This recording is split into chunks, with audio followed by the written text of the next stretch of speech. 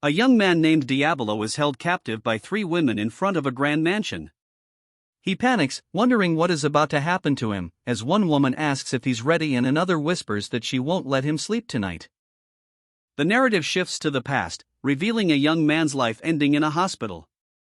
For 16 years, he was confined to this sterile world, unable to attend school or make friends. As a voice urgently calls for a doctor, he accepts his fate, believing he has no regrets and offering a silent apology to his family. In his final moments, he remembers the one thing that mattered, a popular online RPG called The 5 Great Nights of Irene, which was his only escape and reason to live. His last conscious thought is a desperate wish to play the game just one more time, as an unseen person's voice tries to call out to him. A memory flashes of a cruel, sharp-toothed man, Lord Diablo, berating his maid. The maid, looking timid and wearing a mask, apologizes profusely as another servant rushes to assist. The man who was dying in the hospital awakens abruptly, finding himself in an opulent and unfamiliar bedroom. Confused, he questions where he is, and upon seeing his reflection in a mirror, he is shocked by the face staring back at him, crying out, "Who are you?" His panicked shout startles the maid, who introduces herself as Marin. He presses her, asking who he is, and she confirms his identity, "You are Lord Diablo Visconti." The man recoils in horror, recognizing the name of a hated noble. The realization strikes him with full force. He remembers that Diablo Visconti is a supervillain from the popular online RPG, The 5 Great Nights of Irene, the very game he wished to play one last time before his death. He concludes that he has been reincarnated into the game world. He looks at the maid and recognizes her as Marin, one of the game's heroines. He despairs, questioning why he had to be reborn as the villain Diablo. Seeing his distress, Marin timidly asks if he is feeling sick. He recalls the game's lore. Marin is a frail girl with asthma who wears a mask, and the original Diablo constantly overworked and tormented her. A flashback shows Diablo viciously striking Marin for coughing, accusing her of trying to infect him with her illness. The protagonist recalls a key plot point from the game. After the game's hero uses holy magic to cure Marin's illness, she reveals her hidden fire magic and incinerates Diablo. This memory of his scripted demise fuels his current terror. As Marin apologizes profusely for dropping a tray, he can only think that he is destined to be killed. Overwhelmed with panic, he tries to flee, grabbing Marin and nonsensically demanding she call a taxi, a concept she doesn't understand. Standing before a grand mansion, he realizes that Marin is just one of several potential causes of death for his character, and this very location represents the greatest death flag of all. He approaches the gate and tells the guard he has come to see Lady Seal, insisting it's urgent, but the gatekeeper informs him she is not present and ominously asks if Diablo has forgotten what he did to her. Just then, the gatekeeper's attention is drawn to an arriving carriage, from which emerges a young, dark-haired woman in a wheelchair, Lady Seal herself. The protagonist, in Diablo's body, stares at Lady Seal in her wheelchair, recalling the original character's greatest sin, pushing his own fiancée off a cliff. As he processes this, a stern maid blocks his path, informing him that the young lady will never see him again and that he must leave. He desperately calls out to Lady Seal, begging her to listen, but she is wheeled away without a glance. The maid then delivers a chilling message directly from her mistress: if Seal ever gets the chance to see him again, she will kill him without fail. Returning to the mansion, he is greeted by a concerned Marin. He dismisses her and collapses onto a sofa, the full weight of his situation crashing down. He has truly been reincarnated as Diablo, meaning he died once already, and now the threat of a second death is rapidly approaching. He realizes with dread that the heroines the original Diablo wronged will be the ones to kill him. Acting on an impulse from his past life, he calls out, "Status open." To his shock, a game-like interface appears, displaying his stats: Diablo Visconti, level 8, with a darkness magic attribute and a title confirming he is hated by all. Despite the grim reincarnation, he recognizes an opportunity in his healthy body and privileged status. He recalls the game's plot: the original protagonist would find the heroines suffering due to Diablo's actions, earn their loyalty, and ultimately bring about Diablo's judgment. This sparks a new resolve: he must cure the heroine's illnesses himself, before the protagonist ever arrives. He considers the primary obstacle: his darkness magic attribute is purely offensive and cannot learn healing magic. However, as someone who completed the game, he knows a loophole. If he can raise the liberation level of his darkness attribute, he can learn the necessary skills. Filled with newfound determination, he vows to break every single condemnation flag and ensure he will never die again. Fully accepting his new reality, the protagonist resolves that he is now Diabolo. He understands that his mission is not just about saving himself and vows to learn healing magic without fail. The next morning, Diabolo attempts to start his plan by showing kindness to Marin, thanking her for her work. His gentle demeanor is so uncharacteristic that it moves her to tears, which in turn makes him realize how seriously worried she is about his sudden change. At his request, Marin gathers the entire mansion staff in the great dining hall. Upon his entrance, they all greet him in perfect, terrified unison, a display of fear so profound that it makes him doubt if he can ever escape his condemnation route. He begins a public apology, admitting his past immaturity caused everyone trouble. He promises to never yell, hit, or abandon them in a nest of magical beasts again, internally horrified at the original Diabolo's monstrous behavior. The head butler, Rom, who is also Marin's father, steps forward and questions if Diabolo's words are sincere. The protagonist internally recalls that while Rom appears to be a loyal subordinate on the surface, he secretly resents Diabolo for his past cruelty, especially towards his beloved daughter. Knowing from the game that Rom is fated to rebel and side with the heroines, Diabolo counters immediately. He assures Rom his apology is genuine and, as proof, promises to suggest to his father that the wages for all staff be increased fivefold. Recognizing that his words and salary increase have not swayed the head butler, the protagonist declares his intent to prove his sincerity through actions. In a move that stuns the entire hall, he performs a deep, formal bow before the assembled staff. The servants, including Marin, are shocked, while Rom internally questions the meaning behind such an unprecedented act for a master. Still holding his bow, the protagonist loudly proclaims that this is all he can do for now, but he vows to change and implores everyone to watch him, solidifying his public commitment to his transformation. As the protagonist, now in Diabolo's body, heads to meet the Duke, Marin insists on accompanying him.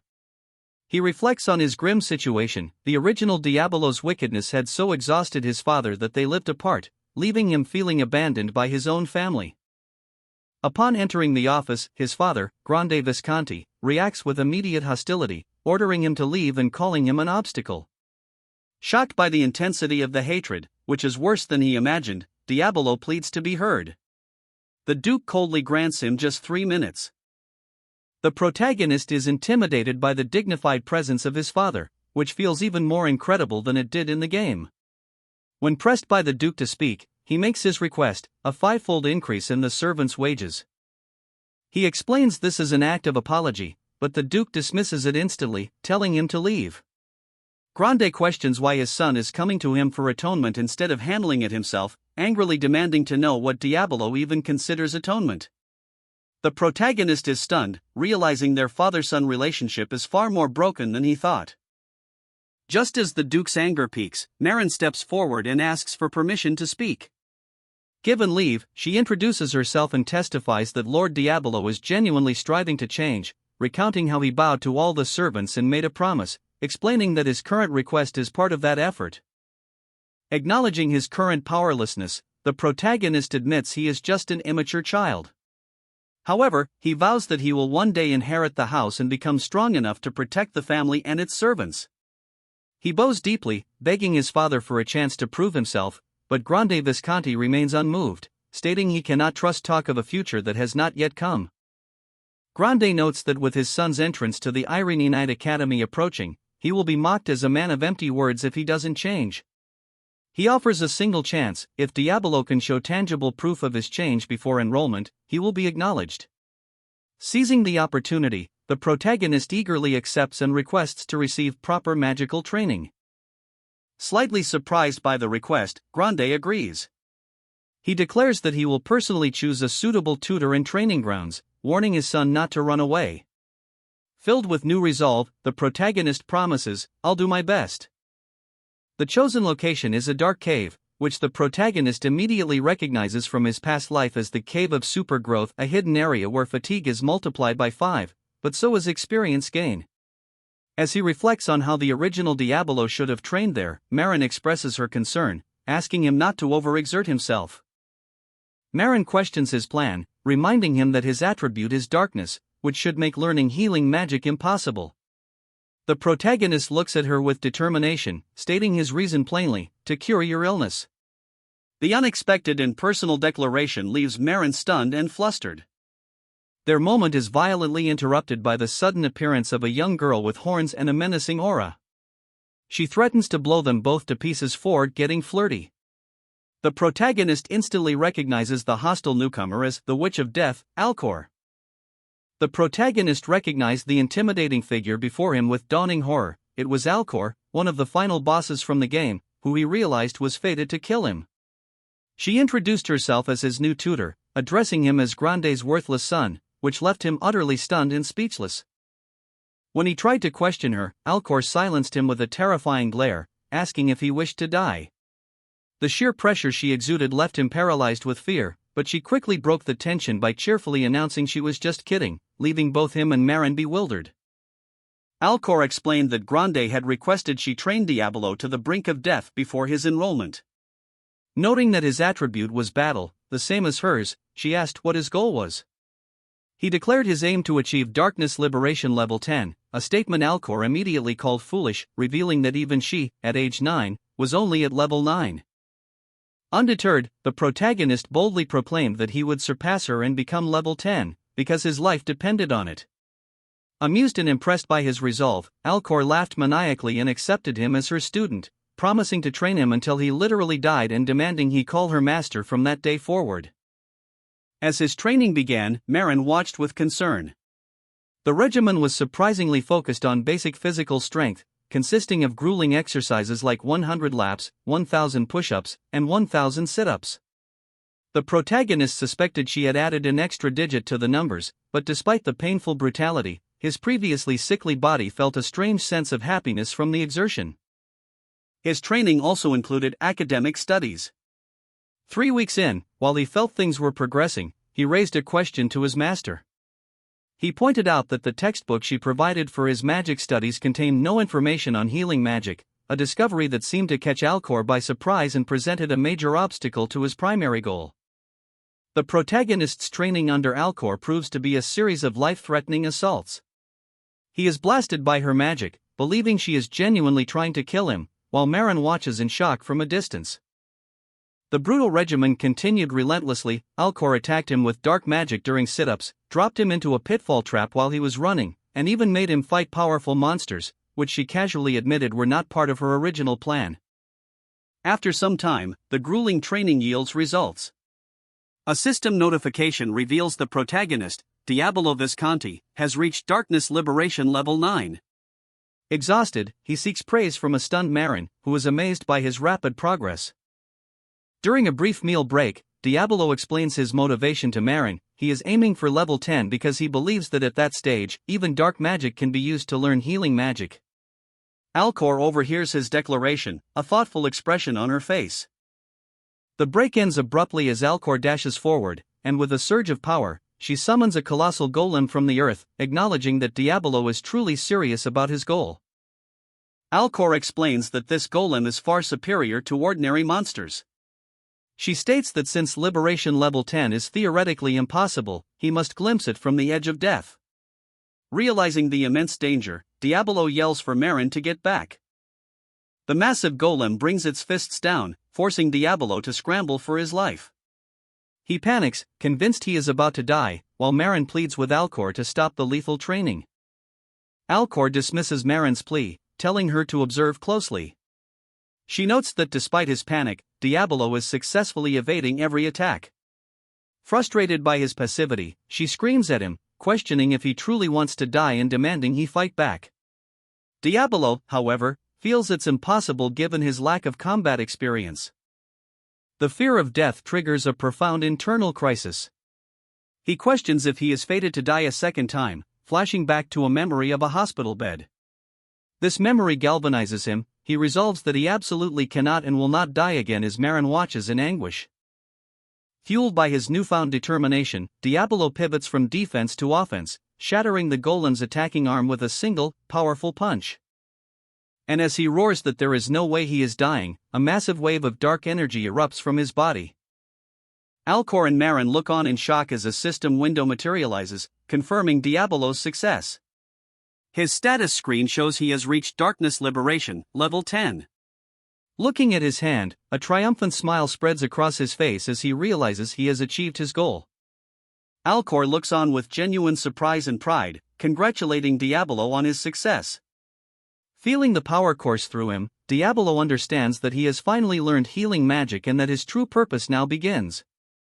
Filled with newfound determination, he clenches his fist and makes a powerful vow, without fail. I will heal them all. In a lavish mansion, a maid approaches a dark-haired noble lady who is staring out the window. The maid asks what is wrong, and the lady inquires if Diabolo has come to visit. When the maid confirms he has not, the lady reflects bitterly that people never change. Meanwhile, Diabolo decides to test his newfound power. He declares to a surprised Alcor that he will first use his healing magic on himself. Alcor finds this strange, as offensive magic is typically the specialty for a darkness attribute user. Diabolo then casts a spell called Dark Healing. The magic works instantly, filling Diabolo with a comforting energy that washes away all his fatigue. He is pleased to find that his butt, which had become hard and numb from Marin's daily training, has been fully restored. A flustered Marin apologizes, admitting she couldn't resist because it was just too cute. Diabolo reflects on how much harder his training is in reality compared to the game. He turns to tell Marin he is ready to treat her illness, only to find she is gone. Alcor informs him that Marin, concerned for his well-being, has already returned to the mansion to fetch medical supplies for his injuries. As Diabolo walks through the manor, he is accompanied by an older man who asks if he is mentally prepared. Diabolo confirms he is, but the man, overhearing Marin's voice nearby, misinterprets her words about it being her first time and explodes with rage, demanding to know what Diabolo is doing. The man, revealed to be Marin's father, Rom, confronts the pair. Marin is startled by her father's sudden appearance, but quickly tries to explain that Lord Diabolo is there to cure her illness, revealing that Diabolo has been training hard for her sake. Rom ignores her explanation, forcefully pulling Marin away from Diabolo. He furiously declares that his daughter is everything to him, unable to comprehend how Marin could say such things about someone who worked hard for her, still believing Diabolo has ill intentions. Rom explains his fierce protectiveness, revealing that his wife died long ago, leaving him to raise Marin alone. His loyalty to the Visconti family is for his daughter's future. Diabolo tries to interject, insisting he only wants to cure her, but Rom retorts that no doctor has ever succeeded and Diabolo cannot possibly do so. The confrontation escalates as Rom, clenching his fist, threatens to die taking Diabolo with him if he intends to harm Marin any further. Diabolo is thrown into despair, wondering how his simple desire to heal her led to this dire situation. Suddenly, Marin cries out for them to stop as her illness awakens. A massive pillar of flame erupts from her, throwing both men back in shock. Rom and Diabolo can only stare in horror as Marin is consumed by the fiery manifestation of her condition. Ignoring the immediate threat, Diabolo places a hand on Rom's back and activates his dark healing ability. Rom is stunned, realizing his chronic frozen shoulder is being treated, not an injury. A wave of relief washes over him as his shoulder is instantly cured, leaving him bewildered by the sensation. Both Marin, now conscious and no longer aflame, and Diabolo look on with confusion at the unexpected turn of events. Stunned by the miraculous cure of his own frozen shoulder, Rom realizes that this recovery magic of the darkness attribute might be the key to healing his daughter as well. He turns and formally entrusts Marin to Diabolo's care, who accepts with a determined vow to cure her. Affirming that this was the very reason he learned the ability, Diabolo casts dark healing on Marin. The effect is immediate and unexpected. She lets out a loud moan as a powerful sensation courses through her body, leaving a shocked Diabolo to wonder what is happening when the spell is used on others. The healing is a success, and Marin immediately begins to run to test her newfound health. Rom cries out in alarm, warning her that running will trigger a seizure, but she stops and joyfully proclaims to both her father and Diabolo that she is completely fine. With tears of joy, Marin ecstatically confirms, "My illness is cured." Overcome with emotion, Rom covers his face in relief before bowing deeply to Diabolo, apologizing for his previous rudeness and asking to atone by serving him. Diabolo accepts his generous words, reminding the man not to overexert his newly healed shoulder. Marin, feeling as though she has been truly reborn, watches her father apologize. Her gaze then settles on Diabolo with a look of profound admiration as she declares that from this day forward, she will not merely serve him as her master, but will adore him until the very end of her life. Having secured their loyalty, Diabolo prepares to depart in a carriage. Rom and Marin rush to his side, asking where he is going alone. Diabolo informs them he is heading to the Deep Window estate, admitting that he was turned away the last time he tried to visit. Rom and Marin insist on accompanying him, pledging that they will be of use. Diabolo gratefully accepts their offer. Upon arriving at the gates of an opulent mansion, a guard immediately confronts them, remarking on Diabolo's nerve for returning. Diabolo calmly states his intention to speak with Lady Seal. Without another word, the guard suddenly lunges forward, thrusting his spear directly at the group. But Diabolo reacts instantly, pulling Marin into his arms and shielding her from the powerful blow, which cracks the ground. As he checks if she is okay, a distressed woman with long dark hair appears in the distance, and Rom watches the scene unfold with a confident smirk. A new figure, a cat-eared maid, appears and identifies the attack as the young lady's tribulous magic. She furiously confronts Diabolo, demanding to know how much he intends to toy with Lady Seal's heart and body by wounding her only to heal her again. Diabolo internally laments another unexpected development. From a distant vantage point, a cloaked Lady Seal observes the scene, wondering how he will overcome this new crisis. Meanwhile, at the estate entrance, Marin's father thanks Diabolo for saving his daughter, who apologizes for being a burden. Diabolo recognizes the hostile cat-eared woman as Lady Seal's servant. This triggers a memory of the past, recalling a time when Seal, then able-bodied, was being congratulated on their engagement. In the flashback, Seal's parents gift her a beautiful necklace to celebrate her political marriage. She cherishes the gift, vowing to support Diabolo. Later, she confronts a younger Diabolo, pleading with him not to handle the precious necklace so roughly, but he angrily tells her to shut up.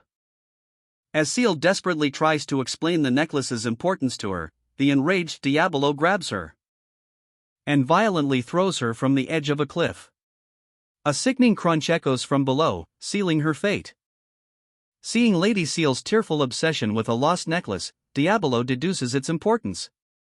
He recalls a mention of it from the game's story, believing that finding the necklace on the back mountain will grant him the pretext he needs for a proper meeting with her. Marin offers to help search, but Diabolo insists on going alone, asking her and her father to help with the mansion repairs instead.